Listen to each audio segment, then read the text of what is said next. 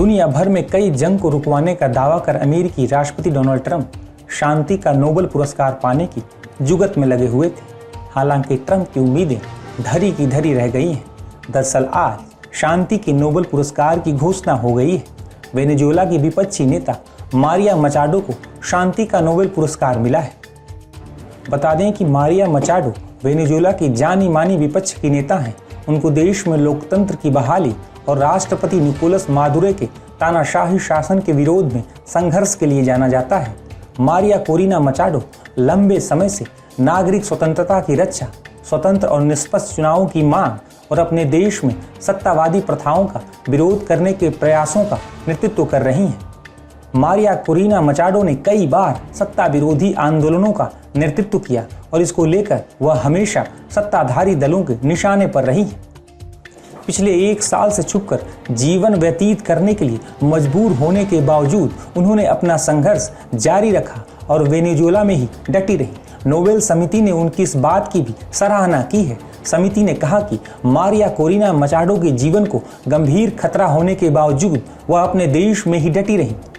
मचाडो 2024 के चुनाव से पहले विपक्ष की राष्ट्रपति उम्मीदवार थी। हालांकि वेनेजुएला सरकार ने उनकी उम्मीदवारी रद्द कर दी थी, जिसके बाद उन्होंने दूसरी पार्टी के प्रतिनिधि का समर्थन किया था। वेनेजुएला में मचाडो के समर्थक पार्टी को साफ तौर पर जीत मिली, लेकिन वेनेजुएला शासन ने चुनाव परिणाम स्वीकार नहीं किया और सत्ता पर अपना कब्जा बनाए रखा। मचाडो को वेनेजुएला की आयरन लेडी कहा जाता है। उन्होंने पूरे वेनेजुएला में लोगों को एकजुट किया ताकि वे देश के तानाशाह राष्ट्रपति निकोलस मादुरो को सत्ता से बेदखल कर सकें।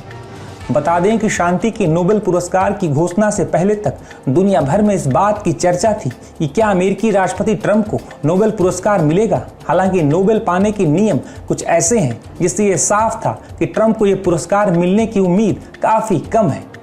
लेकिन ट्रंप ने इस पुरस्कार को पाने के लिए उम्मीदें पाल रखी थी।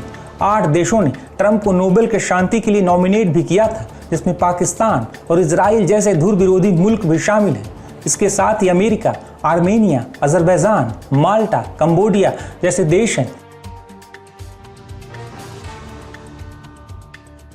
कहा जाता है कि अर्जेंटीना ने भी ट्रंप के लिए नोबेल के लिए सिफारिश की थी। 2025 के नोबेल शांति पुरस्कार की नामांकन की आखिरी तारीख 31 जनवरी 2025 थी।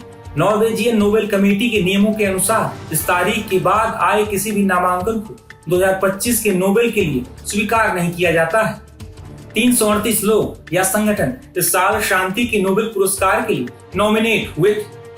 31 जनवरी को नामांकन की तारीख खत्म होने के बाद नोबेल संस्थान सारे नामांकन को चेक करता है। इस दौरान फर्जी पाए जाने वाले नामों को हटा दिया जाता है। इसके बाद फरवरी की दूसरे या तीसरे सप्ताह में ये लिस्ट नॉर्वेजियन नोबेल कमेटी को दी जाती है। ये कमेटी 5 लोग मिलकर बनाते हैं, जिन्हें नॉर्वे की संसद चुनती है। ये लोग सारी लिस्ट देखते हैं और एक छोटी सी लिस्ट बनाते हैं, जिसमें कुछ खास लोग या संगठन शामिल होते हैं। दरअसल अल्फ्रेड नोबेल की वसीयत के मुताबिक शांति के लिए बड़ा योगदान चाहिए। बता दें कि फरवरी से सितंबर के बीच नोबेल कमेटी सभी नामों पर चर्चा करती है और धीरे धीरे इस लिस्ट में शामिल नामों को छांटा जाता है। यानी ज्यादा से ज्यादा 1 अक्टूबर तक कमेटी वोटिंग करती है। बहुमत से फैसला होता है कि कौन जीतेगा।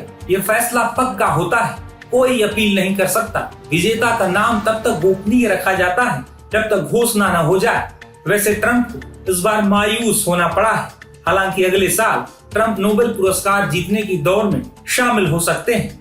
ट्रंप ने हाल ही में गाजा पीस प्लान पेश किया था, जिस पर इजराइल और हमास दोनों सहमति जता चुके हैं। गाजा में अब शांति का दौर लौट रहा है। ट्रंप इसे अपनी उपलब्धि के तौर पर पूरी दुनिया के सामने पेश कर रहे हैं। वहीं कई जानकारों का मानना है कि ट्रंप को इस बार नोबेल पुरस्कार मिलने की संभावना काफी कम थी। वहीं नोबेल कमेटी में शामिल एक सदस्य की तरफ से हाल ही में कहा गया था कि शांति के नोबेल पुरस्कार के फैसले पर गाजा सीज़फायर का असर नहीं होगा। लेकिन अगर यह शांति अस्थायी रही तो अगले साल ट्रंप की दावेदारी मजबूत हो सकती है।